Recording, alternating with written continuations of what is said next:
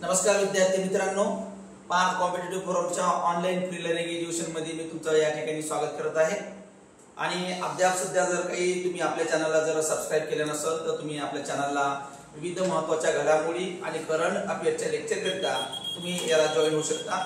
आज आपण बघणार आहोत जे काही वीकली करंट अफेअर आहे ऑगस्ट महिन्याचं, जे आपण विविध वर्तमानपत्रे त्याचबरोबर विविध गव्हर्नमेंटच्या वेबसाईट जे याच्याद्वारे ऑथेंटिक जे काही महत्त्वाचे करंट अफेअर असतात ते आपण तुमच्या पुढे घेऊन येत असतो।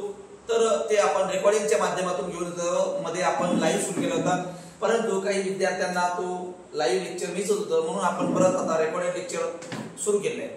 तर विद्यार्थ्यांनो, आपल्याला माहित आहे की जे काही ऑगस्ट महिना आहे त्यातल्या महत्त्वाच्या घडामोडी आहेत ज्या आगामी येणाऱ्या महाराष्ट्रातील संपूर्ण एक्झाम करिता आपल्याला ते उपयोगी पडणार आहे। तर बघा, आपण विविध घडामोडीचा आपण वेध घेणार आहोत। आपण weekly current affair lecture August 2025। बघा पोरांनो, आपण आंतरराष्ट्रीय खाण आणि धातू परिषद, बघा आंतरराष्ट्रीय खाण आणि धातू परिषद सामील होणारी पहिली भारतीय कंपनी आहे हिंदुस्तान झिंक। बघा, हिंदुस्तान झिंक नावाची जे काही कंपनी आहे ना, ही पहिली महत्त्वाच्या आंतरराष्ट्रीय परिषदेतील सामील होणारी पहिली कंपनी आहे भारतातील। कोणती कंपनी आहे? हिंदुस्तान झिंक कंपनी, लक्षात घ्या। तर ही पहिली कंपनी आहे। आणि आता हिंदुस्तान झिंक कंपनी जे काही महत्त्वाचं आंतरराष्ट्रीय खाण आणि धातू परिषद, आता हे काय करते? आंतरराष्ट्रीय खाण आणि धातू परिषद विविध जे काही धातू आहेत याचा संशोधन, काही दुर्मिळ धातू, त्याचबरोबर विविध खाणी जे काही सोन्याचे आहे किंवा फॉस्फेटचे आहे, सोडियमचे आहे, झिंकचे आहे, अल्युमिनियमचे, जे काही आहे, समजा आपण खाण आणि धातू परिषद जे काही आहे साधारणतः घोषणा 12 ऑगस्ट 2025 रोजी झालेली आहे। बघा, स्थापना वर्ष 2001 ला जे काही आंतरराष्ट्रीय खाण आणि धातू परिषद आहे याची सुरुवात 2001 ला झाली आहे। याचं मुख्यालय बघा बरोबर लंडनला आहे, युनायटेड किंगडम, UK, ब्रिटनला। स्वरूप बघा, नफा करणारी संस्था, म्हणजे नुसतं नफा मिळवणे हा नव्हे, तर विविध दुर्मिळ धातू किंवा संशोधित धातू किंवा जगातली कोणकोणते धातू आहे आणि कोणत्या देशामध्ये कशा प्रकारचं धातूचं संशोधन करणाऱ्या ज्या काही कंपन्या आहेत त्यांना एकत्र भरवणारी परिषद म्हणजे आंतरराष्ट्रीय परिषद आहे। आणि याचं मुख्यालय तुम्हाला आपण सांगितलं लंडनला येत आहे। 2001 ला याची सुरुवात झालेली आहे आणि 2025 ला जी काही आहे भारतातली जी काही कंपनी आहे हिंदुस्तान झिंक नावाच्या कंपनीला याच्यात सामील करण्याची काय केलेली आहे? घोषणा केली आहे। बघा, सदस्य कंपन्या बघा, जगभरातील सुमारे 25 खाण व धातू कंपन्या, किती आहे? 25। आणि बघा, सहभागी सदस्य 30 पेक्षा जास्त देशात काम करणाऱ्या कंपन्या, बघा साधारणतः आपण जर बघितलं 30 पेक्षा जास्त देशातली काम करणाऱ्या कंपन्या आहेत। आणि याच्यामध्ये या सगळ्या कंपन्या काय आहेत? सहभागी आहेत। आणि तुम्हाला फक्त एवढा प्रश्न विचारला जाईल, धातू खाण व संशोधन परिषदेतील भारतातील सामील होणारी पहिली संस्था कोणती आहे किंवा पहिली कंपनी कुठली? तर तुम्हाला माहिती आहे हिंदुस्तान झिंक। कुठली आहे? हिंदुस्तान झिंक। आणि धातू क्षेत्रात ज्या ज्या लोकांनी काम केलं आहे त्यासाठी परिषद आहे।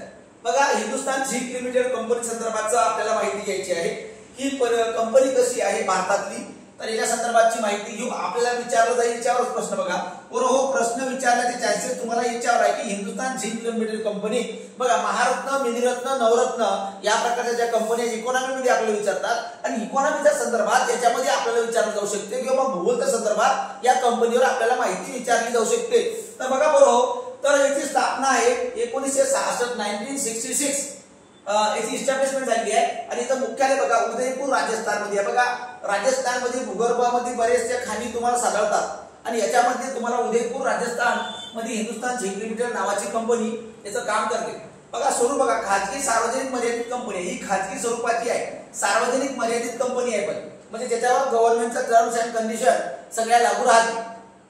बघा, सध्या याचे CEO आहे अरुण मिश्रा, हिंदुस्तान झिंक लिमिटेड कंपनीचे CEO आहे अरुण मिश्रा। बघा, सध्या वेदांता ग्रुप ही कंपनीचे प्रमुख मालक असून भारत सरकारकडे सुमारे 29.5% हिस्सा या कंपनीचा तुम्हाला सापडतो। बघा, साधारणतः वेदांत ग्रुप, लक्षात घ्या, वेदांत जे ग्रुप आहे महत्त्वाचं तुम्हाला माहित आहे, याच्या अंतर्गत या कंपनीचं काम चालत असते। चला, मुख्य उत्पादन बघा झिंक, शिसे, चांदी, सल्फ्युरिक ऍसिड। बघा, हिंदुस्तान झिंक लिमिटेडच्या अंतर्गत कोणकोणते उत्पादन बघा होतात? झिंक, शिसे, चांदी, सल्फ्युरिक ऍसिड। बघा, जागतिक क्रमवारी बघा दुसरी सर्वात मोठी झिंक उत्पादक कंपनी आहे झिंक। बघा, जगातील सर्वात जास्त झिंक उत्पादक कंपनी जी असणारी आहे तर झिंक हिंदुस्तान झिंक लिमिटेड आहे। दुसरी आहे जगातली ही सर्वात जास्त झिंकचं काय करतात उत्पादन करतात। बघा 10 मोठ्या चांदी उत्पादक कंपन्यांपैकी एक आहे। बघा ही कंपनी चांदी सुद्धा उत्पादन करते आणि टॉप 10 जे काही जगातल्या कंपन्या आहेत त्यापैकी ही एक कंपनी आहे, लक्षात घ्या हिंदुस्तान झिंक। पुढे बघा सलग 2 वर्ष 2024 व 2025 जगातील सर्वात टिकाऊ धातू कंपनी म्हणून याचं नाव आहे। बघा काही टिकाऊ धातू असतात आणि तुम्हाला माहित आहे काही धातू जे काही लवकर नाश होणारे असतात, तर टिकाऊ धातू म्हणून या कंपनीनं एक दर्जा प्राप्त केलेला आहे। जगातल्या सर्वात 2 नंबरची झिंक उत्पादन कंपनी करणारी म्हणजे हिंदुस्तान झिंक लिमिटेड। त्यानंतर टॉप 10 मध्ये चांदी निर्माण करणारी कंपनी जी की 1966 ला भारतातला उदयपूर राजस्थान मध्ये स्थापन झालेली आहे, हे संपूर्ण लक्षात घ्यायचं आहे।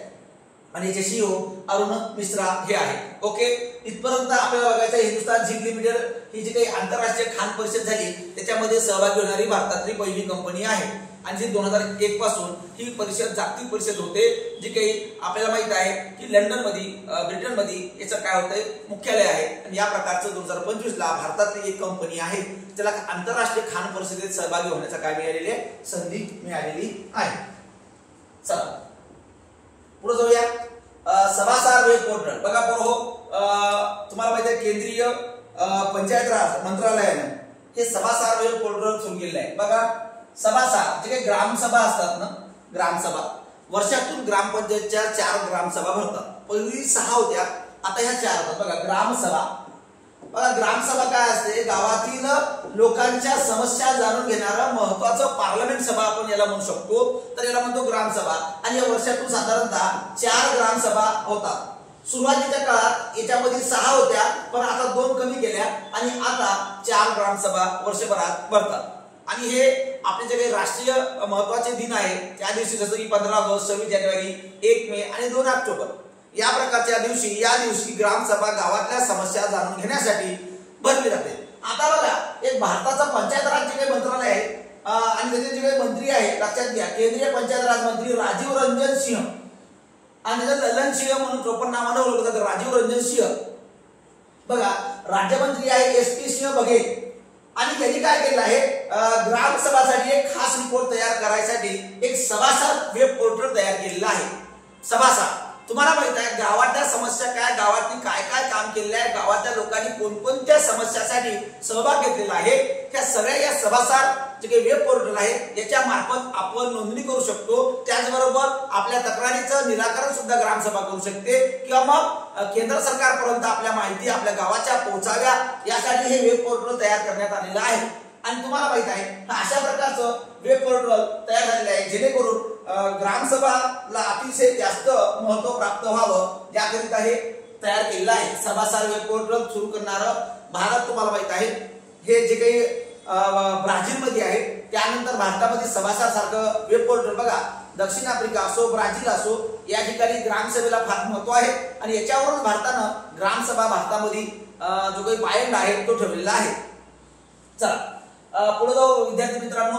गरुड दृष्टी बघा गरुड दृष्टी महत्त्वाचं हे महाराष्ट्राचं गरुड दृष्टी प्रणाली सुरू केली आहे। बघा हे सायबर जे काही सेल गुन्हे आहेत तुम्हाला माहिती आहे अलीकडे सायबर गुन्हे प्रचंड वाढत आहेत। आता सायबर म्हणजे कोणाचं पैसे ऑनलाईन पैसे फ्रॉड म्हणा, त्याचबरोबर ऑनलाईन कोणाला मेसेज येतो, त्याचबरोबर कोणाचं डॉक्युमेंटेशन म्हणा, काहीतरी लोकांना कुठला तरी मेसेज देणं किंवा मग आपण कोणाचा तरी चेहरा कोणासोबत मॅच करणं मॉर्फिंग म्हणतो आपण, तर या प्रकारचे विविध पोलीस स्टेशनमध्ये सायबर गुन्हे तुम्हाला अलीकडे बरेचसे घडत आहेत आणि या प्रणालीचं निराकरण व्हावं म्हणून गरुड दृष्टी नावाचं सोशल मीडियावरचा गुन्हेगारी कमी व्हावी, जातीय द्वेष धार्मिक द्वेष कुठेतरी कमी व्हावं आणि यासाठी तुम्हाला माहित आहे जे काही फेक न्यूज आहे बनावट न्यूज आहे ते कुठेतरी कमी व्हाव्या म्हणून या गुन्ह्यावर दर कमी करण्यासाठी एक मदत क्रमांक महाराष्ट्र सरकारने सुरू केला आहे 1930 आणि 1945। तुम्हाला जर वाटलं एखादी माहिती सत्य आहे की नाही किंवा ही माहिती खोटी आहे तर तुम्हाला 1930 किंवा 1945 या नंबरवर टोल फ्री क्रमांकावर तुम्ही कॉल करायचा आहे आणि ती माहितीची सत्यता तपासून घेणं गरजेचं आहे। नाहीतर कोणाला कुठला मेसेज येतो, आपल्याला एखादा OTP येतो, ते म्हणतात OTP दाबा किंवा तुमचा ATMचा पासपोर्ट सांगा, अशा प्रकारच्या कुठल्याही दंगली घडवणे किंवा हिट स्पीच काही लोक भडकाऊ भाषण देतात किंवा मग फेक न्यूज बनावट बातम्या काही पत्रकार लोक सुद्धा बनावट बातम्या अलीकडे पेरत आहेत आणि मग समाज माध्यमामध्ये दंगली होतात आणि हे कुठेतरी टाळल्या पाहिजे. म्हणून महाराष्ट्र शासनानं गरुड दृष्टी नावाची एक प्रणाली सुरू केली आहे आणि यासाठी टोल फ्री क्रमांक आहे 1930 आणि 1945.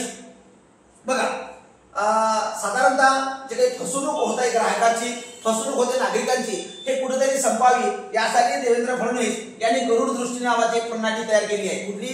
गरुड दृष्टी म्हणजे वरून तुमच्यावर सगळ्यावर काय ठेवणार आहे? लक्ष ठेवणार आहे. म्हणून या प्रकारचं गरुड दृष्टी नावाचं प्रणाली सुरू केली आहे. चला पुढे जाऊया आपण. अवकाश प्रयोगशाळा. बघा विद्यार्थी मित्रांनो, अवकाश स्पेस लॅब फॉर ट्रायबल्स. अवकाश प्रयोगशाळा बघा स्थापन झालेली आहे अरुणाचल मेचुका या ठिकाणी बघा स्थापित आहे. कोण केली आहे? तर इस्रो. बघा इस्रो ही महत्त्वाची अवकाश संशोधन करणारी संस्था आहे. भारतातले विविध स्पेस ज्यांनी लॉन्च केलेले आहे ती म्हणजे इस्रो. बघा अंतराळ प्रयोगशाळा. बघा याचा उद्देश काय आहे? अवकाश विज्ञान आणि तंत्रज्ञानात प्रत्यक्ष शिक्षणाच्या संधी उपलब्ध करून देणे. बघा अवकाश अंतराळ संशोधन याच्यामध्ये बरेचसे विद्यार्थ्यांचा पार्टिसिपेट होणं गरजेचं आहे, पण अलीकडे होताना दिसत नाही. म्हणून ही अवकाश प्रयोगशाळा भारताने सुरू केली आहे ती अरुणाचल प्रदेशमध्ये. बघा विद्यार्थ्यांमध्ये उत्सुकता, नाविन्यता आणि वैज्ञानिक विचारसरणी वाढावी याकरिता ही प्रयोगशाळा निर्माण केलेली आहे. त्यानंतर बघा ग्रामीण तरुणांना स्टेम शिक्षणात म्हणजे विज्ञान, तंत्रज्ञान, अभियांत्रिकी, गणित सहभाग घेण्यास प्रोत्साहन करणे. बघा ग्रामीण भाग अलीकडे कम्प्युटर असो, टेक्नॉलॉजी असो किंवा विज्ञान असो याच्यापासून थोडंसं अलिप्त आपल्याला दिसतो किंवा कुठेतरी मागास आहे किंवा कुठेतरी मागे आहे हे आपल्याला दिसते. म्हणून सरकारनं काय केलेलं आहे की ग्रामीण भागाच्या तरुणाचा याच्यामध्ये हस्तक्षेप वाढावा आणि त्यांना प्रोत्साहन दिलं जावं यासाठी प्रयोगशाळा सुरू केली आहे. बघा हा उपक्रम इस्रोच्या व्यापक ध्येयाचा एक भाग आहे. आता इस्रोनं काय केलं आहे की भारतातील भविष्य बघा अवकाश संशोधन असो, विज्ञान संशोधन असो, उपग्रह संशोधन असो किंवा मग कुठलंही असो, तर याच्यामध्ये जास्तीत जास्त शोध आणि संशोधन कधी होईल? जेव्हा आपल्याला माहिती होईल. परंतु इकडे जर आपण गेलोच नाही आणि विद्यार्थी किंवा भविष्याची पिढी घडलीच नाही तर आपल्या देशाची अधोगती होईल. आणि म्हणून इस्रोनं एक लॉंग टाइम किंवा लॉंग टर्म आपण दृष्टिक्षेप ज्याला म्हणतो, व्यापक दृष्टिकोन ज्याला म्हणतो, व्हिजन म्हणतो, आणि ते क्लिअर असण्यासाठी आपण अवकाश प्रयोगशाळा सुरू केली आहे. तुम्हाला प्रश्न येईल बरोबर हो, अवकाश प्रयोगशाळा भारतातली कुठे सुरू झाली आहे? तर अरुणाचल प्रदेश मधला मेचुका या ठिकाणी. कुठं? अरुणाचल प्रदेश मधील मेचुका या ठिकाणी. याच्यावर 100% विचार करण्याची दाट शक्यता आपल्याला नाकारता येणार नाही. बघा विविध ऑपरेशन असतात आणि विविध युद्ध सराव असतात आणि या ऑपरेशन आणि युद्ध सरावाच्या अंतर्गत आपल्याला माहित आहे स्लिनेक्स हा युद्ध सराव 2025 बघा भारत आणि श्रीलंका. बघा स्लिनेक्स म्हणजे लक्षात भारत आणि श्रीलंका या द्विपक्षीय नौदल सराव. भारत विविध राष्ट्रांसोबत नौदल सराव करतो, हवाई दल सराव करतो, भूदल सराव करतो. तर श्रीलंका आणि भारत या दोघांमधला एक नौदल सरावाचं नाव आहे तर स्लिनेक्स. बघा हा दरवर्षी होतो 12वा द्विपक्षीय नौदल सराव आहे. श्रीलंका भारताला मदत करते, भारत श्रीलंकाला मदत करतो, भारत ऑस्ट्रेलिया सोबत करतो, भारत फ्रान्स सोबत करतो, भारत चायना सोबत करतो, भारत अमेरिका सोबत करतो. विविध युद्ध सराव करते जेणेकरून सैनिकाला संपूर्ण अभ्यास व्हावा यासाठी हे विविध युद्ध सराव असतात.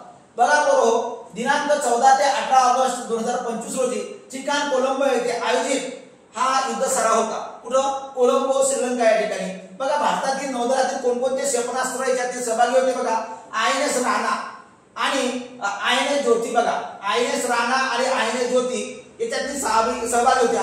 मागील आवृत्ती 17 ते 20 डिसेंबरच्या दरम्यान ही झाली होती युद्ध सराव आणि आता तुम्हाला 14 ते 18 ऑगस्ट दरम्यान श्रीलंका आणि भारत यांचा कितवा सराव आहे? 12वा. तुम्हाला प्रश्न येईल भारत आणि श्रीलंका याच्यामध्ये किती युद्ध सराव झाले? तर 12वा. बरोबर आहे. आणि तुम्हाला माहिती आहे भारताच्या कडून कोणकोणते नौदल सहभागी होते? तर INS राणा आणि INS ज्योती. लक्षात घ्या INS राणा आणि INS ज्योती या प्रकारच्या तुकडी त्यांनी काय होत्या? सहभागी होत्या. द्विपक्षीय नौदल सराव आहे. पुढे जा. बघा डिजिटल साक्षर राज्य. अलीकडे डिजिटलचा जमाना आहे. आजकाल डिजिटल होणं, संगणकीकरण होणं, ऑनलाईन होणं आणि याच्यामध्ये केरळ. बघा केरळ हा सर्वात जास्त साक्षर असणारं राज्य आहे. केरळ एकंदरीत सर्वात जास्त साक्षर राज्य जर म्हणलं तर केरळ. बघा भारतातील सर्वात साक्षर जर म्हणलं तर केरळ. त्यानंतर सर्वात साक्षर पहिला जिल्हा, पहिला साक्षर जिल्हा भारतातील पहिला साक्षर जिल्हा कुठला रे? सिंधुदुर्ग. सिंधुदुर्ग. बरोबर आपल्याला माहित आहे केरळ डिजिटल साक्षरता प्रणाली वाढवलेली आहे. कारण तुम्हाला माहित आहे केरळमध्ये एवढी पिढी आहे शिकलेली, आणि केरळाचा वापर महाराष्ट्रामध्ये, केरळाचा वापर बिहारमध्ये, केरळाचा वापर युपी मध्ये, केरळाचा वापर तेलंगणा, आंध्र प्रदेश विविध राज्यामध्ये इतर तरुण जात आहे. मग आता दुसऱ्या राज्यात जाण्यापेक्षा आपला युवक आपल्याच राज्यातून दुसऱ्या राज्यासाठी आपण डिजिटल एज्युकेशन का देऊ शकत नाही, म्हणून केरळ सरकारनं डिजिटल साक्षर अभियान सुरू केलेलं आहे. आणि याचा उपयोग त्यातील राज्यांच्या तरुणांना जास्तीत जास्त रोजगार उपलब्ध करून देणे याचा उद्देश आहे. बघा, आणि राज्यातील जे काही 14 ते 65 वयोगटातील तरुण तरुणी आहे किंवा मग वृद्ध लोक आहेत, यांना जे काही आहे डिजिटल प्रणाली याच्यापासून हे लोक दूर आहेत, तर त्या लोकांना साक्षर करणे हा सुद्धा उद्देश आहे. बघा, 14 ते 65 वयोगटातील 99.98% नागरिक डिजिटल साक्षर या नागरिकांना स्मार्टफोन वापरणे, ऑनलाईन पेमेंट करणे, सरकारी सेवांचा डिजिटल लाभ घेणे यासाठी प्रशिक्षण देण्यात आले होते. आता तुम्हाला माहिती आहे आपल्या भागातच बघा, आपले आई वडील बघा, आपल्या घरातले आजी आजोबा बघा, हे ऑनलाईन पेमेंट करत नाही, ऑनलाईन बिल भरत नाही, ऑनलाईन रिचार्ज मारत नाही. कारण का?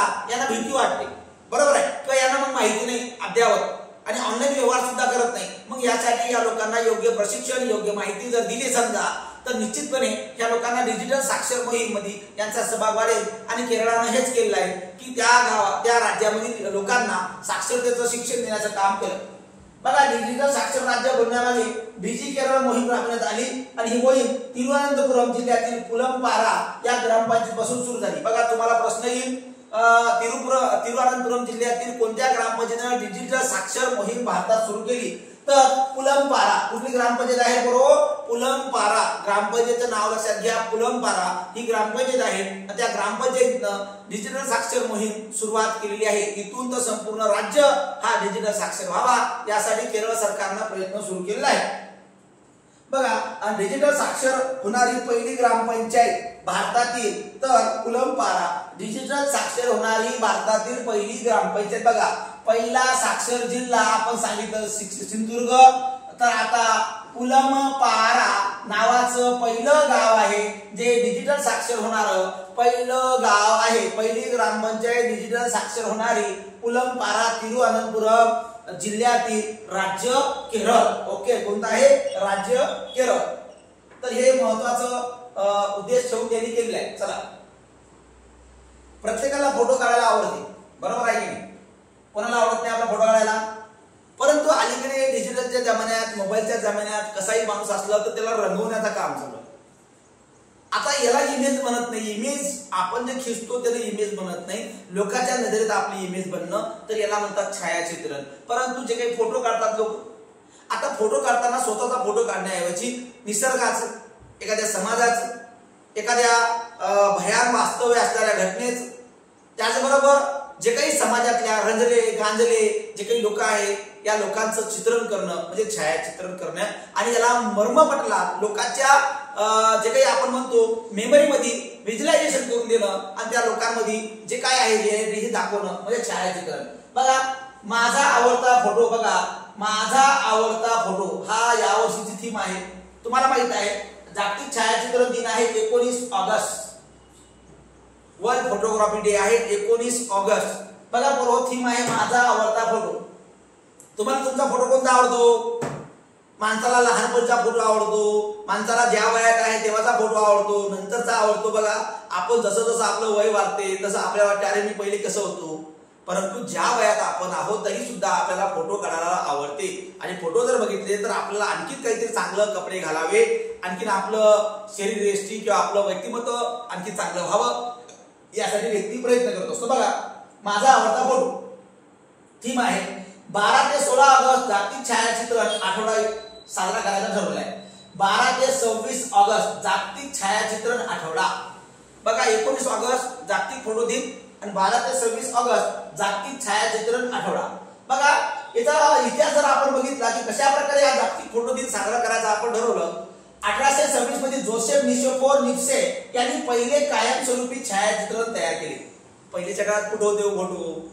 पहिले काळात कॅमेरा नव्हता, फोटो नव्हते. आजकाल तर फोटोग्राफरची दुनियाच बंद झाली. आजकाल लोक मोबाईल मध्ये शूट करतात, मोबाईल मध्ये फोटो काढतात, आणि मोबाईल मध्ये फोटो धुवून सुद्धा आणतात.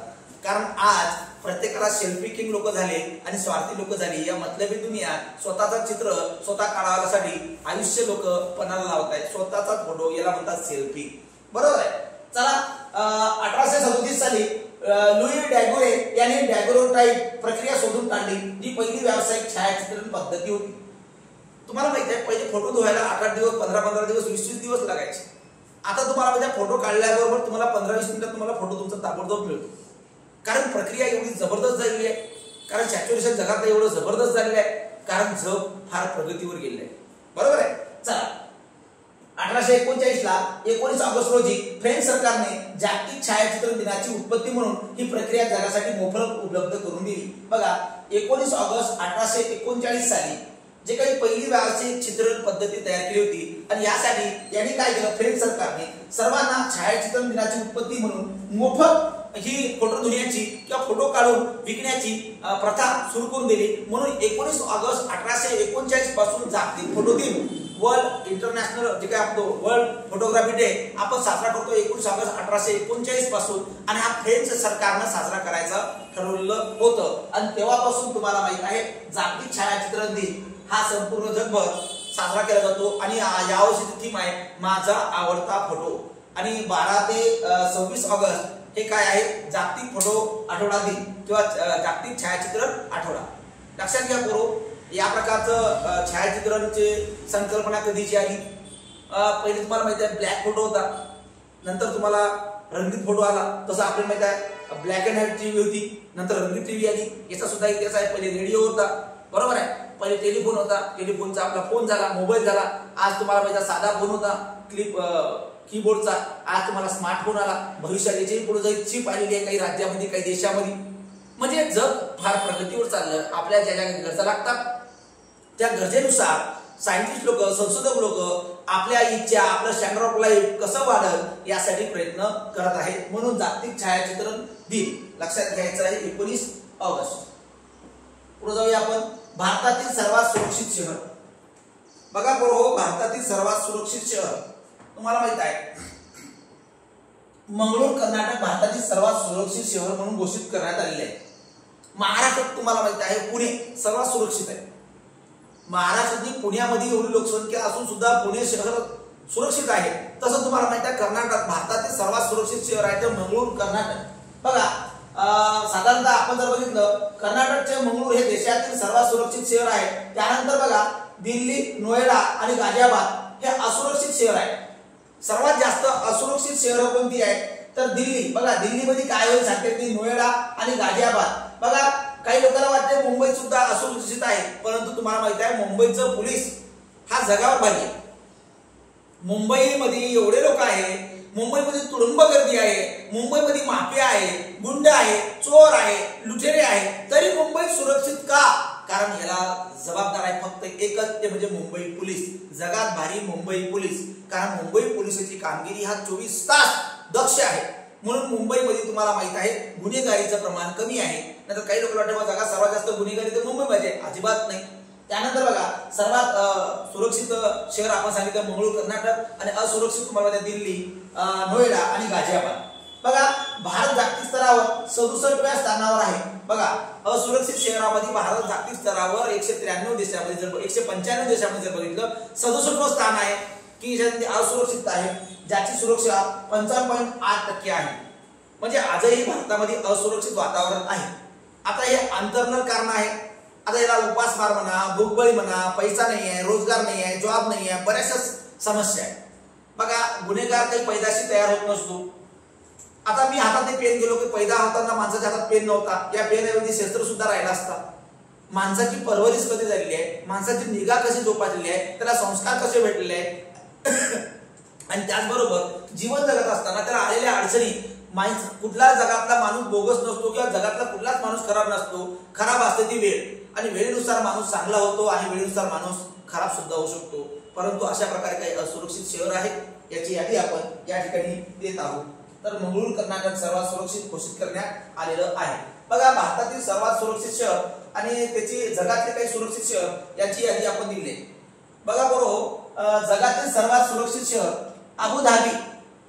बघा सौदी अरेबिया, संयुक्त अरब अमिरात मध्ये अबुधाबी, अजमान, UAE मधला शारजाह आणि दोहा कतार. बघा दुबई, शारजाह, बघा हे जे काही शहर आहे नवीन आणि जुनं, साधारणतः तुम्हाला माहित आहे तैपई तैवान, साधारणतः 4-5 शहरं तुम्हाला लक्षात येईल की UAE मधले आहेत.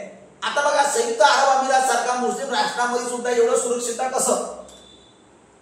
कारण या ठिकाणी तुम्हाला माहित आहे जीवन जगण्यासाठी अतिशय नॅचरल थेरपी आहे आणि या ठिकाणी तुम्हाला माहित आहे खुल्या प्रकारचं वातावरण आहे, पण तरी सुद्धा एकदम सुरक्षित शहर म्हणून यांचं नाव तुम्हाला माहित आहे अबुधाबी सारखं शहर. त्यानंतर बघा ही एक सामुदायिक प्रणाली आहे आणि तुम्हाला माहित आहे पूर्व स्थापना 2009 ला झालेली आहे की भारतातील ही जी प्रणाली आहे नुंबेयू सेफ्टी मिड इंडेक्स, बघा नुंबेयू सेफ्टी मिड इंडेक्स मार्फत हे सुरक्षित शहर किंवा असुरक्षित शहर याची यादी तयार केली आहे 2009 पासून. बघा याचा स्रोत काय आहे? वापरकर्त्याचे सर्वेक्षण आहे. उद्दिष्ट काय आहे? बघा वापरकर्त्याच्या अनुभवावर आधारित सुरक्षिततेचा अंदाज आहे.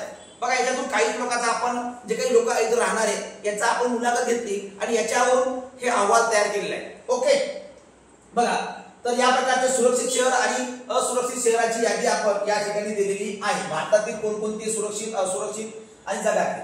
बघा सद्भावना दिवस 20 ऑगस्ट. बघा आपले पंतप्रधान राजीव गांधी, बघा यांचा जयंतीनिमित्त 20 ऑगस्ट यांचा जन्मदिवस.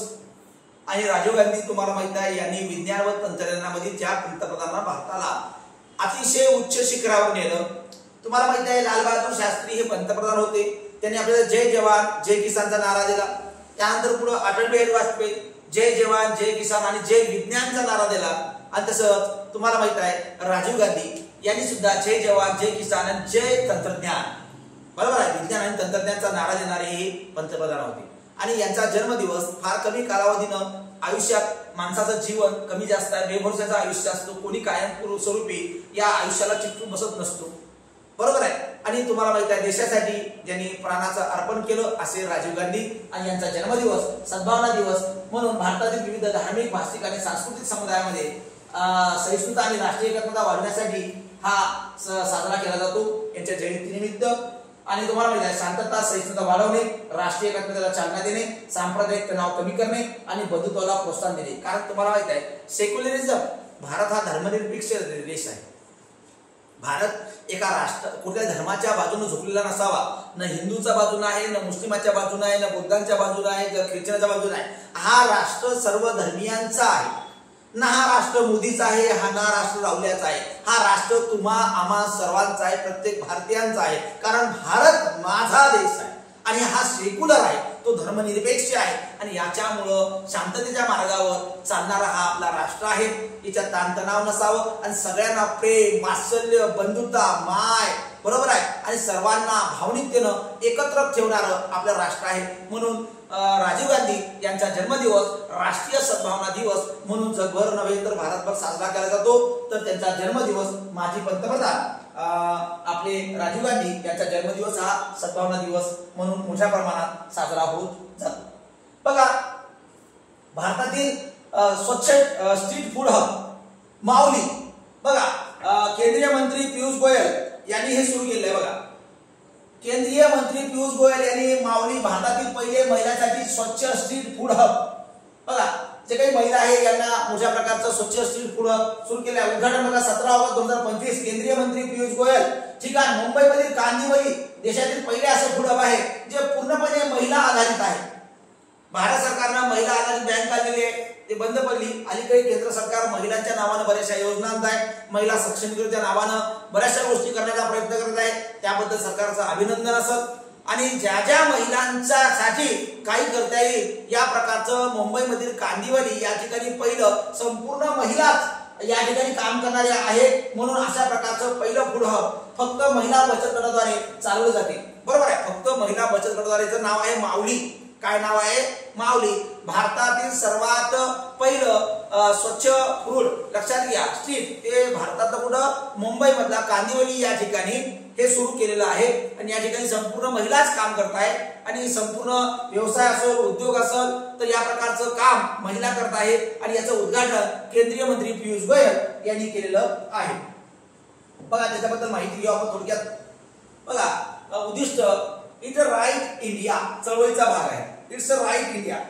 इट्स अ राईट इंडिया म्हणजे महिलांना त्यांचे हक्क, बघा महिलांना त्यांचे हक्क देण्यासंदर्भात हा आपण सुरू केलेला आहे. बघा बरोबर, अन्न सुरक्षा, महिला सक्षमीकरण आणि शाश्वत उद्योजकला प्रोत्साहन देणे यासाठी हे आपण केलेलं आहे. पुढे बघा, या हबमध्ये काम करणाऱ्या महिलांना फास्टॅग, अन्न सुरक्षा प्रशिक्षण आणि प्रमाणपत्र अंतर्गत स्वच्छता, सुरक्षा आणि व्यवसाय चालवण्याचे प्रशिक्षण दिले जाईल. आता ज्या काही महिला आहेत त्यांना उद्योग करायचा आहे, त्यांना विविध हॉटेल तयार करायचे आहे, त्यांना रेस्टॉरंट टाकायचे आहे आणि महिलांचं सक्षमीकरण व्हावं त्यासाठी यांना प्रशिक्षण सुद्धा दिलं जावं. यासाठी हे माऊलीचे या ठिकाणी तुम्हाला माहिती आहे या प्रकारचं अद्ययावत प्रशिक्षण देण्याचं काम हे माऊली स्ट्रीट फूड सेंटर करत आहे. आणि हे महिलांना इट्स राईट, बरोबर आहे, म्हणजे त्यांचे अधिकार आहे, त्यांचे हक्क आहे. आर्टिकल 14 ते 18 जे काही राईट टू इक्वलिटी आपण म्हणतो, तरी नुसतं बोलून चालणार नाही, तर ते प्रत्यक्षात आपल्याला आणावं लागेल आणि यासाठी भारत सरकार काय करत आहे, प्रयत्न करत आहे. पुढे चला बघा बरोबर, या ठिकाणी तुम्हाला माहित आहे 130वे घटना दुरुस्ती विधेयक संसदेमध्ये सादर झालेले आहे. 130वे घटना दुरुस्ती विधेयक संसदेत सादर करण्यात आलेले आहे. जेपीसी कडे पाठवण्यात आलेला आहे, जॉईंट पार्लमेंटरी कमिटी. जेपीसी म्हणजे जॉईंट पार्लमेंटरी कमिटी, जेपीसी. बघा तुम्हाला माहिती आहे, जे काही सीएम असेल, कोणी पीएम असेल, यांनी गुन्हा जर केला, आता ते समजा 30 दिवस समजा तुरुंगातून त्याची सुटका झाली नाही किंवा 5 वर्षापेक्षा जास्त त्याच्यावर गुन्हा चालू असेल, तर अशा व्यक्तीला पंतप्रधान म्हणून किंवा अशा व्यक्तीला खासदार म्हणून, अशा व्यक्तीला आमदार म्हणून, अशा व्यक्तीला सीएम म्हणून राहता येणार नाही. अशा प्रकारचं जनसुरक्षा विधेयक, जनसुरक्षा म्हणजे जनतेची सुरक्षा व्हावी यासाठी 130वा घटना दुरुस्ती विधेयक संसदेमध्ये केंद्रीय गृहमंत्री अमित शहा यांनी हा सादर केलेला आहे. अशा प्रकारचा विधेयक त्यांनी मांडलेला आहे. आता बघा कलम 75 तुम्हाला माहिती आहे केंद्रीय मंत्री संदर्भात आहे, म्हणजे पंतप्रधान आणि त्याचं मंत्रिमंडळ यांना लागू होणार आहे.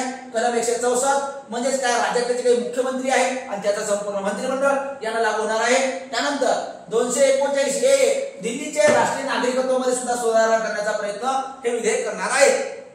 दिल्लीमध्ये जे काही राष्ट्रीय नागरिकत्व याच्यामध्ये सुद्धा सुधारणा करण्याचा हा विधेयक आणणार आहे.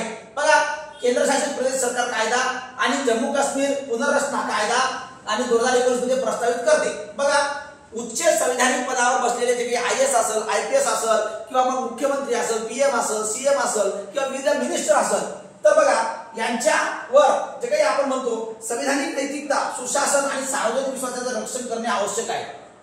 कारण संविधानानं आपल्याला या पदावर बसण्याची लायकी आपल्याला दिलेली आहे, परंतु आपण जनतेसोबत बेईमानी करतो, आपण महिलांचं लैंगिक शोषण करतो, आपण भ्रष्टाचार करतो आणि खुर्चीला पास न व्हाय तर आयुष्यभर चिपकून राहतो. तर या अशा लोकांवर आपण काहीतरी कारवाई करावी. या प्रकारचं 130वा घटना दुरुस्ती विधेयक संसदेत आणलेलं आहे आणि हा सादर झालेला आहे लोकसभेतनी.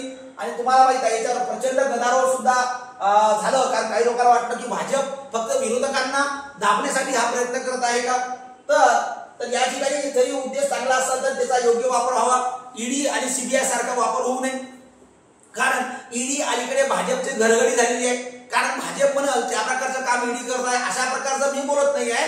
तर आपल्या सुप्रीम कोर्टाचे सरन्यायाधीश भूषण गवई यांनी सांगितलं की ईडीनं गुंडाप्रमाणे काम करू नये, ईडीनं त्याचं स्वायत्तता, ईडीने त्याचं महत्व कमी करू नये. जसं इलेक्शन कमिशननं अलीकडे त्याचं महत्व कमी केलंय, कारण जनता इलेक्शन कमिशनच्या विरोधात रस्त्यावर फिरत आहे, म्हणजे हे आपल्या राष्ट्रासाठी लाजिरवाणी आहे. कारण आज जग म्हणत आहे सेम सेम, लाज वाटते जराशी, आणि आपली नाचंकी जगभर होणं आपल्या हातानं हे चांगलं नाही आहे, लोकशाहीसाठी अजिबात नाही आहे.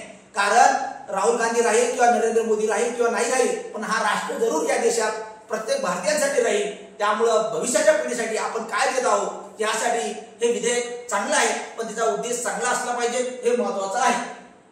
बघा या विधेयकाचे उद्देश बघा, जर एखाद्या मंत्र्याला पंतप्रधान मुख्यमंत्री असं 5 वर्ष किंवा त्याहून अधिक शिक्षक या गुन्ह्यासाठी अटक केली गेली असेल तर सलग 30 दिवसासाठी ताब्यात ठेवले गेले तर त्यांना पद सोडावे लागेल, बरोबर आहे. परंतु हे फक्त बिगर भाजप राज्यामध्ये होऊ नये, ज्या ठिकाणी भाजपचे सुद्धा आहे त्या ठिकाणी सुद्धा जर वापर झाला तर या विधेयकाचा पहिला पॉइंट योग्य राहील, बरोबर आहे.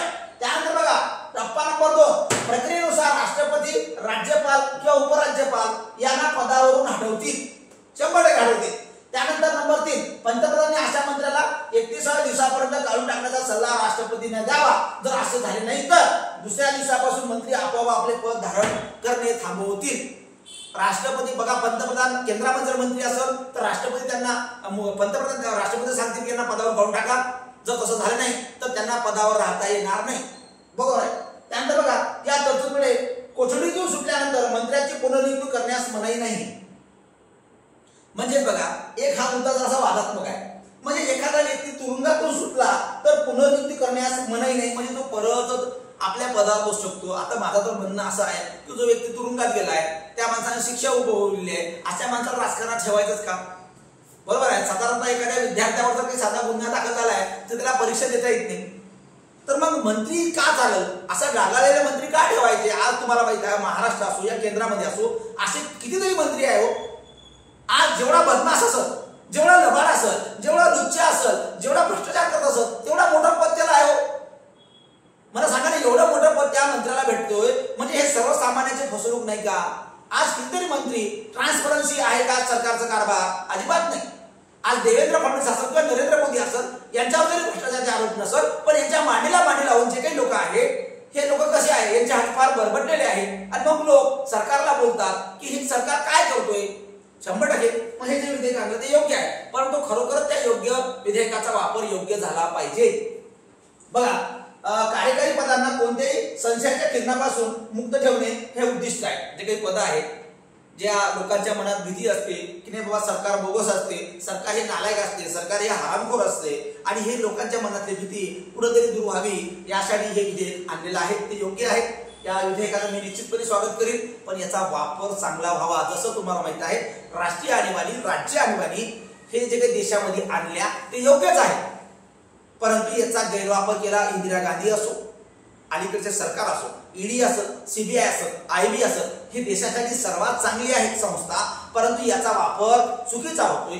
सुप्रीम कोर्ट असो, त्यानंतर इलेक्शन कमिशन असो, त्यानंतर एमपीएससी आयोग असो, यूपीएससी आयोग असो, हे सगळे आयोग स्वायत्त संस्था एकदम चांगले आहेत, परंतु यांचा मिसयूज किंवा यांचा गैरवापर होताना आपल्याला दिसतोय. त्यामुळे जनतेच्या मनातली कुठेतरी संशयाची सुई किंवा भीतीचं वातावरण देशामध्ये निर्माण होऊ नये म्हणून प्रत्येक सरकार येईल, सरकार जाईल, परंतु प्रत्येक सरकारांनी आपली भूमिका निपक्षपातीपणे निभावावी. नुसतं सत्ता मिळवण्यासाठी कशाही प्रकारचं आपण काम करता कामा नये, कारण भविष्यातली पिढी आपल्याला दोष देतील. ओके, तर 130वं घटना दुरुस्ती विधेयक आलेलं आहे आणि ह्या जेपीसी कडे जॉईंट पार्लमेंटरी कमिटी आहे, त्यांच्याकडे चर्चेला गेलेला आहे.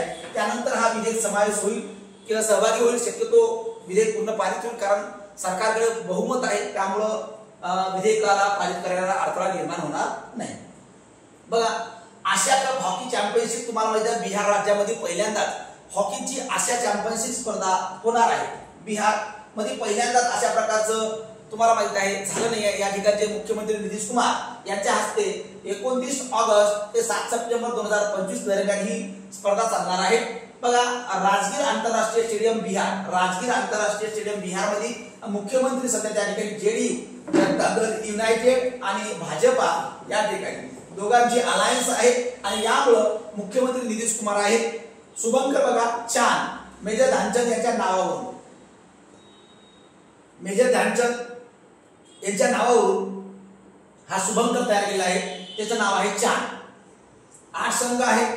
भारत, चीन, जपान, मलेशिया, दक्षिण कोरिया, चीन, तेपई आणि ओमान आणि बांगलादेश हे 8 राष्ट्र याच्यामध्ये स्पर्धक भागी घेणार आहेत आणि बिहारमध्ये पहिल्यांदाच आशिया चषक होणार आहे. बघा, महत्व बघा या स्पर्धेचं, आशिया हॉकी चॅम्पियनशिपचं महत्व काय? विजेता संघ थेट हॉकी विश्वचषकासाठी पात्र ठरणार आहे. म्हणजेच काय, विश्व हॉकी चॅम्पियनसाठी, वर्ल्ड कप चॅम्पियनसाठी हे पात्रता स्पर्धा आहे. म्हणून ही आशिया कप, हा आशिया कप जो काही बिहारमध्ये होत आहे तो या 8ही राष्ट्राच्या दृष्टीनं अतिशय महत्वाचा आहे. आपल्याला फक्त एवढं विचारलं जाईल की बिहारमध्ये कितव्यांदा हॉकी आशिया कप झाला, तर फर्स्ट टाइम आहे. त्याचं नितीश कुमार उद्घाटन करत आहे 29 तारखेला. आणि किती संघ आहेत, तर 8 संघ आहेत. आणि शुभंकर चान, बरोबर आहे, जे काही आपले सर्वात जास्त ज्यांनी हॉकीचे जादूगार आपण म्हणतो. आणि 29 ऑगस्ट ज्यांचा जन्मदिवस हा तुम्हाला माहित आहे, राष्ट्रीय क्रीडा दिन भारतातील साजरा केला जातो. बरोबर आहे, राष्ट्रीय क्रीडा दिन मेजर ध्यानचंद यांचा जन्मदिवस म्हणून साजरा केला जातो. बघा पुढे चला. बघा ऑनलाईन गेमवर बंदी आणण्यात आलेली आहे. ऑनलाईन गेम तुम्हाला माहिती आहे, ऑनलाईन गेम जे आहे पैशावर आधारित ऑनलाईन गेमवर बंदी घालण्याविरोधात विधेयक भारतात मंजूर झालेले आहे. अलीकडे ड्रीम11 असो, कितीतरी लोक ड्रीम लावत आहे, कितीतरी खेळाडू पैसा चालू आहे, सट्टा चालू आहे आणि हा कुठेतरी बंद व्हावं यासाठी भारत सरकारनं हे विधेयक आणलेलं आहे. Promotion and regulation of online gaming bill. बघा याचं नाव आहे promotion and regulation of online gaming bill 2025. लोकसभेत मंजूर झालेला आहे 20 ऑगस्टला. लोकसभेत 20 ऑगस्टला मंजूर झालेला आहे 2025ला. 2025 बघा 20 ऑगस्ट 2025 ला हे मंजूर झालं. राज्यसभेत 21 ऑगस्ट 2025 ला मंजूर झालं. बघा हे विधेयक मांडलं मंत्री अश्विनी कुमार वैष्णव, केंद्रीय इलेक्ट्रॉनिक्स आणि माहिती तंत्रज्ञान मंत्री आहे. बरोबर आहे. बघा ऑनलाईन गेम याच्यावर बरेचसे लोकांनी लाखो रुपये टाकलेले आहेत, हजारो रुपये कमवलेले आहेत आणि लाखो रुपये गमावलेले आहेत. बघा माणसाला रातोरात श्रीमंत होण्याची सवय अलीकडे लागलेली आहे आणि प्रत्येक लोकांना वाटते काम न करता मी पैसा कमवला पाहिजे. माणसांना मेहनतीनं न कमवलेला पैसा जास्त काळ टिकत नसतो. परंतु आजकालचा युवक, आजकालची तरुण पिढी या गेमकडे सर्वात जास्त चाललेली आहे आणि याच्यामध्ये कोणाचा आयुष्य सुद्धा बर्बाद होत आहे. आणि त्यामुळे सरकारने हे विधेयक आणलेलं आहे की अशा प्रकारचा पैशावरचे गेम आपण थांबवले पाहिजे. त्यानंतर बघा राष्ट्रपती द्रौपदी मुर्मू यांच्याकडे त्याच्या स्वाक्षरीसाठी पाठवले जाईल. म्हणजे दोन्ही मंत्रालयानं, दोन्ही लोकसभा आणि राज्यसभा यांनी हे विधेयक पारित केलेले आहे आणि राष्ट्रपतीकडे हे विधेयक मंजुरासाठी थांबलेलं आहे. परंतु 100% हे मंजुरी होईल, कारण हे अतिशय महत्वाचं विधेयक आहे आणि द्रौपदी मुर्मू मॅडम याच्यावर काय करतील, स्वाक्षरी करतील. बरोबर आहे. तर या प्रकारचं जे काही आहे लोकसभेत हे ऑनलाईन पैशावर जे काही आहे बिल हे आणलेलं आहे आणि हा बिल लगेच तुम्हाला मंजुरी होताना दिसेल. बरोबर आहे. आता साधारणतः याला शिक्षा बघा या ऑनलाईन गेमच्या संदर्भात जाहिरात करणाऱ्यांना 2 वर्षापर्यंत तुरुंगवास, जे काही कंपन्या किंवा जाहिरात करणाऱ्यांना 2 वर्षापर्यंत तुरुंगवास, जे कोणी स्वतः एखादा ब्रँड अँबॅसेडर असं, एखादा हिरो हिरोईन सुद्धा जर ऍडव्हर्टाइज करत असेल तर त्यांना 2 वर्षाचा तुरुंगवास आहे किंवा मग 50 लाख रुपयाचा दंड सुद्धा असं ठेवण्यात आलेला आहे. बघा अग्नी 5 क्षेपणास्त्र, बघा अग्नी 5 तुम्हाला माहिती आहे, अग्नी 1, अग्नी 2, अग्नी 3, अग्नी 4 आणि अग्नी 5 क्षेपणास्त्र जे तुम्हाला माहिती आहे. अग्नी आपल्याला चाचणी सर्वात प्रथम यशस्वी चाचणी केली ते आपले माजी राष्ट्रपती डॉक्टर APJ अब्दुल कलाम आणि भारताला अवकाश संशोधनामध्ये, क्षेपणास्त्रामध्ये, सॅटेलाइटमध्ये एक चांगलं क्रांती त्यांनी घडून दिलं. ते म्हणजे आपल्याला भारताला व्हिजन 2020 2020 ला भारत आर्थिक महासत्ताक बनेल असे सांगणारे राष्ट्रपती डॉक्टर APJ अब्दुल कलाम. कारण यासारखा राष्ट्रपती भारताला परत मिळणे नाहीये. कारण या माणसानं राष्ट्रपती पदाचं महत्व फार वाढवलं, पण राजकीय लोकांना त्यांना जास्त वेळ परत राष्ट्रपतीचं कालावधी दिला नाही. कारण प्रत्येक गोष्टीत कारण एकच असते, राजकारण. बघा 20 ऑगस्ट 2025 रोजी चांदीपूर ओडिशा या ठिकाणी अग्नी 5 पल्लाचं उद्घाटन झालं. क्षेपणास्त्र करण्यात चाचणी यशस्वी झाली. 5000 किलोमीटर पेक्षा जास्त हा पल्ला राहणार आहे. 5000 किलोमीटर पेक्षा जास्त काय राहणार आहे, हा पल्ला आहे. बघा वैशिष्ट्य, हा प्रकार आंतरखंडीय क्षेपणास्त्र आहे. बघा बघा आपला आंतरखंडीय क्षेपणास्त्र म्हणजे आपण काय म्हणतो, जे काही आतमधल्या ज्या भूगर्भातल्या ज्या काही माहिती आहे, आपल्याला संपूर्ण क्षेपणास्त्र अवकाशातल्या जे काही माहिती आहे तर याची संपूर्ण माहिती आपल्याला मिळावं आणि याचा पल्ला जर आपण जर बघितलं 5000 किलोमीटर पेक्षा जास्त आपला आहे. बघा आपला विज्ञान आणि तंत्रज्ञान हा सुद्धा विषय आहे राज्यसेवेकरिता आणि त्याचबरोबर टेक्नॉलॉजीवर अलीकडे प्रश्न विचारताना तुम्हाला दिसत आहे. तर त्याच्यावर हा प्रश्न येऊ शकतात. बरोबर अग्नी 5 क्षेपणास्त्राचं लॉन्च कधी झालं तर 20 ऑगस्ट 2025 ला आणि ठिकाण कुठे आहे तर चांदीपूर ओडिशा आणि याचा पल्ला बघा 5000 किलोमीटर पर्यंतचा आहे. अग्नि 5. बघा राष्ट्रीय अंतराळ दिन 23 ऑगस्ट. राष्ट्रीय अंतराळ दिन बघा बरोबर राष्ट्रीय अंतराळ दिन 23 ऑगस्टला आहे. भारताने अग्नि 5 क्षेपणास्त्राची चाचणी यशस्वी पार पाडलेली आहे. थीम बघा आर्यभट्ट ते गगनयान. बरोबर आहे. अनंत शक्यताकडे प्राचीन ज्ञान. आर्यभट्ट ते गगनयान अनंत शक्यताकडे प्राचीन ज्ञान नावाचं थीम आहे, तुम्हाला माहित आहे. आणि राष्ट्रीय अंतराळ दिन 23 ऑगस्ट आपण साजरा करत आहोत. 23 ऑगस्ट 2023 रोजी इस्रोच्या चंद्रयान 3 मोहिमेने चंद्राच्या दक्षिण ध्रुवाजवळ यशस्वीरित्या सॉफ्ट लँडिंग केली, ज्यामुळे भारत असे करणारा पहिला देश ठरला आणि चंद्रावर उतरणारा 4था देश ठरला. बघा भारत बघा उतरणारा सॉफ्ट लँडिंग करणारा पहिलाच आहे आणि अशी मोहीम राबवणारा किती देश आहे, 4था देश आहे. आणि म्हणून या दिवसाचं स्मरण म्हणून आपण 23 ऑगस्ट हा दिवस 2023 पासून राष्ट्रीय अंतराळ दिवस साजरा करतो. बरोबर आहे. आणि लँडिंग साईटला शिवशक्ती पॉइंट असे नाव देण्यात आले आहे.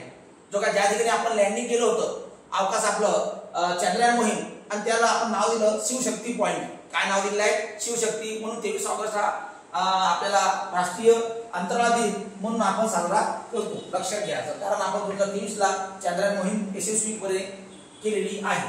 आणि त्याचं हे बघा बरो green hydrogen plant. Green hydrogen plant बघा, ग्रीन हायड्रोजन प्लांट हा कांडला बंदर गुजरात येथे उभारला जात आहे. ग्रीन हायड्रोजन तुम्हाला माहित आहे, दीनदयाळ बंदर प्राधिकरण उद्देश मेक इन इंडिया अंतर्गत ग्रीन हायड्रोजनच्या उत्पादनाला प्रोत्साहन देणे आणि राष्ट्रीय हरित हायड्रोजन मिशनला पाठिंबा देणे. बघा, जास्तीत जास्त देशामधला शाश्वत विकासाचा वाढता पाठिंबा द्यावा. त्याचबरोबर आपल्याला जे काही पारंपरिक ऊर्जा स्रोत आहे याला कुठेतरी एक साईडचा स्रोत आपण निर्माण करावं, पर्यायी स्रोत याला निर्माण करावं. यासाठी भारताचा 1 मेगावॅटचा ग्रीन हायड्रोजन प्लांट कांडला बंदर गुजरात येथे उभारला जात आहे. आणि हा सर्वात मोठा आहे ग्रीन हायड्रोजन प्लांट. आणि याच्यामुळे काय होणार आहे, आपलं सौर ऊर्जा निगम, ग्रीन एनर्जी आणि हायड्रोजन यांच्या सहकार्याने हा उभारलेला आहे. आणि हा सार्वजनिक आणि खाजगी भागीदारी आहे. बरोबर आहे, सार्वजनिक आणि खाजगी भागीदारीने हा तयार केलेला आहे. आता याच्यामुळे काय होईल, आपला शाश्वत विकास तर होईलच, परंतु जे काही पर्यायी इंधन आहे त्याला सक्षमीकरण करण्यासाठी हा उपाययोजना आपण सुरू केलेला आहे. आणि ग्रीन हायड्रोजन प्लांट हा सर्वात मोठा आपण केलेला आहे कांडला गुजरात या ठिकाणी बंदर जो आहे त्या ठिकाणी हा हायड्रोजन प्लांट आपण सुरुवात केलेली आहे. त्यानंतर बघा खगोलशास्त्र ऑलिम्पियाड. बघा बरोबर, खगोलशास्त्र ऑलिम्पियाड जे काही म्हणतो आपण 18वा खगोलशास्त्र ऑलिम्पियाड, जे काही खगोलशास्त्राबद्दल जो काही अभ्यास असतो याच्या संदर्भातचा ऑलिम्पियाड ही स्पर्धा आहे. बघा, आयोजक दुसऱ्यांदा भारत. बघा, मुंबई या ठिकाणी होमी भाभा सेंटर जे आहे यांच्या मार्फत याचं आयोजन करण्यात आलं होतं. भारतानं याच्यापूर्वी भुवनेश्वरला 2016 ला याचं आयोजन केलं होतं. इंटरनॅशनल, लक्षात घ्या, खगोलशास्त्र ऑलिम्पियाड आंतरराष्ट्रीय पहिले आयोजन 2016 ला झालं होतं आणि भारत दुसऱ्यांदा आयोजन करत आहे. बघा, थीम बघा, वसुदैव कुटुंबकम. बघा, वसुदैव कुटुंबकम. भारताला 4 सुवर्ण पदके आणि 1 रौप्य पदक मिळालेले आहे.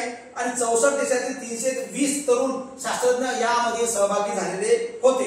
बघा, 64 देशातील 320 तरुण याच्यात सहभागी झाले होते. खगोलशास्त्र म्हणजे जे काही खगोलाचा अभ्यास करणारे जे काही शास्त्रज्ञ आहेत आणि याच्यावर संदर्भात एक स्पर्धा होती, एक प्रकारची सायन्स कॉन्फरन्स होती खगोलशास्त्राविषयी. आणि याच्या 2016 पासून सुरुवात आहे, भुवनेश्वर झालं आणि आता सेकंड टाइम भारतामध्ये 2025 ला झालं मुंबईमध्ये. बरोबर आहे. तर खगोलशास्त्र ऑलिम्पियाड 18वी ऑलिम्पियाड परिषद आहे. किती आहे? 18वी. आता ही पुढे झाली आहे. तर भारतामध्ये जर काही प्रश्न विचारला नाही विचारलं, परंतु वाचून घ्यायचं आहे की आपल्याला ऑलिम्पियाड झाली आहे खगोलशास्त्राची या संदर्भाची. बघा बरोबर, त्यानंतरचं महत्वाचा पॉईंट आपला देशातील सर्वात लांब elevated grade separator bridge. Elevated grade separator bridge म्हणजेच काय, तुम्हाला हा मध्य प्रदेशातील कटनी येथे सुरू केलेला आहे. मध्य प्रदेशाची कटनी म्हणजे कुठल्याही प्रकारचा अडथळा नाही, कुठल्याही प्रकारचा अडथळा नाही. आणि सर्वात मोठा आहे बघा, सर्वात लांब एलिव्हेटेड ग्रेड सेपरेटर आहे. म्हणजे वाहतुकीला अधिक सुरळीतपणे कटनी जंक्शनवरील रेल्वे वाहतूक अधिक सुरळीत आणि वेगवान करणे याचा उद्देश आहे. बघा, सर्वात वेगवान रेल्वे वाहतूक सुरळीतपणे चालणे आणि यासाठी कटनी मध्य प्रदेशमधील 33.2 किलोमीटरचा सर्वात मोठा एलिव्हेटेड ग्रेड सेपरेटर प्लॅन तयार केला आहे. म्हणजेच काय, जे काही रेल्वे रूळ आहे त्या ठिकाणी आपल्याला जे काही रेल्वे आहे यांना कुठल्याही प्रकारचा अडथळा निर्माण होऊ नये आणि वाहतूक अतिशय स्पीडनं चालावं याकरिता सर्वात मोठा एलिव्हेटेड ग्रेड सेपरेटर ब्रिज सुरू केला आहे. हा मध्य प्रदेश मधला कटनी या ठिकाणी आहे. आणि हा पूल आशियातील सर्वात मोठा एलिव्हेटेड ग्रेड सेपरेटर मानला जात आहे. आशियातील सर्वात मोठा पूल तुम्हाला विचारला जाईल कुठे आहे, तर मध्य प्रदेशातील कटनी या ठिकाणी ग्रेड जे काही सर्वात लांब elevated grade separator bridge, elevated grade separator bridge हा तयार करण्यात आलेला आहे. आणि याच्यामुळे तुम्हाला माहित आहे की या लांब पुलामुळे रेल्वे अतिशय उंचवरून जाणार आहे आणि याच्यामुळे रेल्वे अतिशय फास्ट सुद्धा जाणार आहे. आणि या पुलामुळे रेल्वेला जे काही खालून बघा संपूर्ण प्रवासी तुम्हाला चालू राहतील, परंतु रेल्वेला अडथळा निर्माण होणार नाही. कारण तुम्हाला माहिती आहे बऱ्याचशा शहरांमध्ये रेल्वेला अडथळा निर्माण होतो आणि हा अडथळा कमी व्हावं यासाठी तुम्हाला अश्विनी वैष्णव आपले जे काही मंत्री आहेत त्यांनी हा प्रयत्न करण्याचा अजेंडा आखलेला आहे. या प्रकारचा ग्रेड सेपरेटर ब्रिज. बघा बरोबर, या प्रकारचे आजचे चालू घडामोडीचं लेक्चर आपण याच्यात घेतलेले आहे. अतिशय मोजक्या आणि महत्त्वाच्या चालू घडामोडीवर आपण हस्तक्षेप घेतलेला आहे. आता तुम्हाला माहित आहे फापड पसारा देणं आपला उद्देश नाही आणि कंटेंट काय असावं आणि कंटेंटवरच बोलावं याच्यासाठी आपण या प्रकारचे व्हिडिओ तुम्हाला देत असतो आणि हे सगळे व्हिडिओज जे काही येऊ शकतात जे काही तुम्हाला परीक्षेला फायदा होईल ह्याच दृष्टिकोनातून घेण्याचा आपला उद्देश आहे, बाकी दुसरं काहीच नाही. ओके, तर हे व्हिडिओ तुम्ही संपूर्ण अभ्यास करा आणि आपण काल परवा साधारणतः जुलै महिन्याची पार्क बुलेटिनवर जे काही आपलं मासिक आहे दर महिन्याचं मंथली त्याच्यावर आपण टेस्ट घेतलेली आहे आणि ती टेस्ट तुम्हाला जर सोडवायची असेल तर आपलं पार्थ एमपीएससी या टेलिग्राम चॅनलवर आहे आणि त्या पार्थ एमपीएससी या टेलिग्राम चॅनलवर तुम्ही जॉईन करून @श्रीकांत आडेवर ती टेस्ट तुम्ही बघू शकता आणि ते टेस्टचा तुम्ही सरावासाठी उपयोग करून घेऊ शकता. ओके, या ठिकाणी आपण थांबूया, पुन्हा आपण भेटूया आणि संपूर्ण तुम्हाला मालिका चालू ठेवूया. ओके, जय हिंद.